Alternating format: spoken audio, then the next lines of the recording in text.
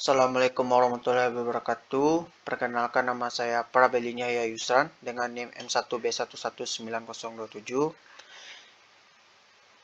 Baiklah, pada kesempatan kali ini saya ingin mempresentasikan presentasi paten untuk memenuhi tugas akhir PIK 2. Nah, pada paten yang saya angkat di sini dengan berjudul metode dalam memproduksi alkane sulfonic acid. Nah, pada asam alkane sulfonik ini kita menggunakan proses yaitu sulfonasi. Apa itu sulfonasi?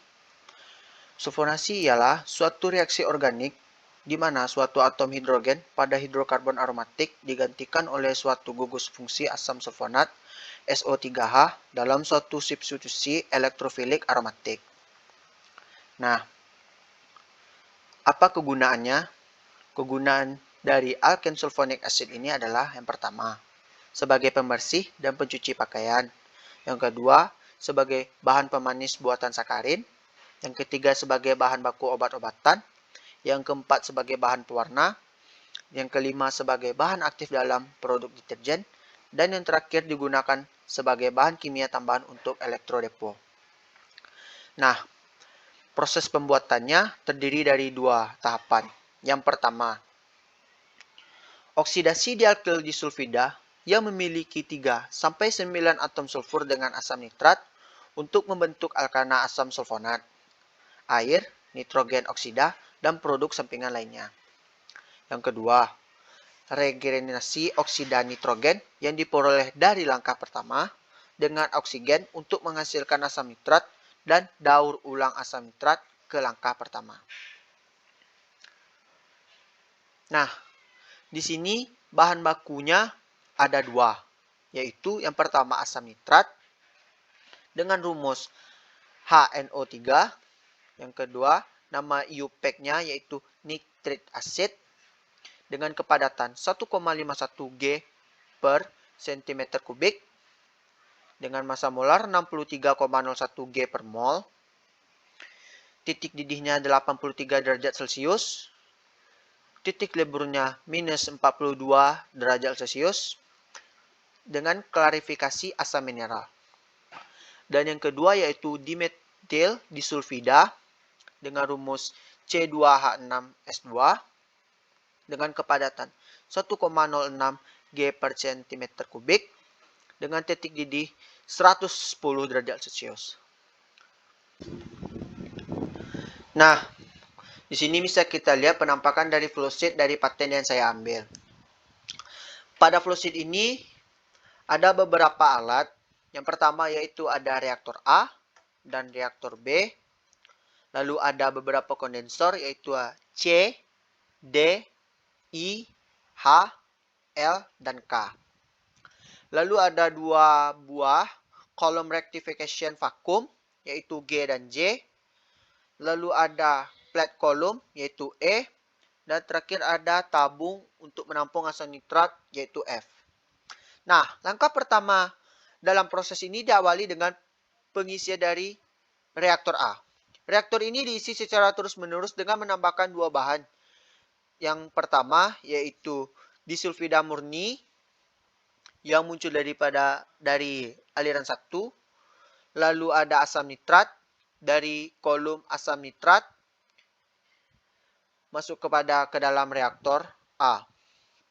Nah, hasil dari reaktor A berupa cairan yang terdiri dari 32% asam metasulfonat, 11% asam nitrat, 0,6% S-metil metatiosulfonat, dan 56% air. Nah, cairan ini akan meninggalkan dari reaktor A menuju reaktor B untuk dioksidasi ulang. Nah, hasil dari oksidasi ini berupa cairan yang terdiri dari 55% asam metasulfonat, 10% asam nitrat, dan kecil dari 0,2% S-metil metatiosulfonat, dan 35% air. Nah, cairan ini akan meninggalkan reaktor B untuk mengalir terus menuju kolam resifikasi vakum G. Nah, kolam Resifikasi ini nantinya akan beroperasi pada tekanan 100 mbar dan suhu diam 180 derajat Celcius hingga 190 derajat Celcius dan menghasilkan produk dari 98% asam metasulfonat dan sekitar 1% air dan sekitar 1% asam sulfat. Nah, produk ini akan meninggalkan kolom resifikasi vakum G dan bergerak menuju kolom yang J. Sama dengan sebelumnya, yaitu kolom G, kolom resifikasi vakum J ini juga mengoperasikan produk tadi dengan suhu diam yaitu 180 derajat Celcius hingga 190 derajat Celcius. Hasil produk dasar yang bertekanan tinggi ini kemudian akan keluar di aliran 8. Nah, lalu bahan yang tersisa akan masuk ke dalam kolom J lagi. Sebelumnya itu akan melalui kondensor untuk didinginkan. Nah, setelah masuk ke dalam J ini, itu akan menghasilkan produk utama yang akan keluar dari aliran 7, itu menghasilkan produk utama. Nah, proses ini juga menghasilkan produk samping yang memiliki titik didih lebih rendah karena telah didinginkan oleh kondensor L dan keluar menuju aliran 6. Nah, produk samping yang keluar dari aliran ini berupa air sulfat, metanasulfonat asam, metil metanasulfonat, dan komponen titik didih rendah lainnya karena telah beberapa kali di kondensor menggunakan heat exchanger. Nah, lalu pada proses selanjutnya di sini ada kolom E. Nah, pada kolom E ini berguna untuk meregenerasi asam nitrat yang akan dimasukkan ke dalam tabung F untuk diproses lagi. Nah, pada kolom E ini kita di kolom E ini memproses ada air yang masuk di aliran 4, lalu air yang masuk di sini telah terionisasi, lalu ada udara yang masuk di aliran 3, lalu ada sisa dari reaktor A yang telah dikondensorkan, telah melalui proses heat exchanger, masuk melalui aliran 10.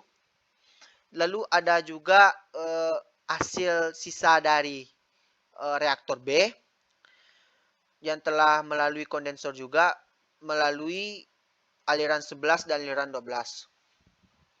Terakhir ada juga sisa dari kolom rectification vakum G yang telah melalui kondensor I masuk juga ke dalam kolom E.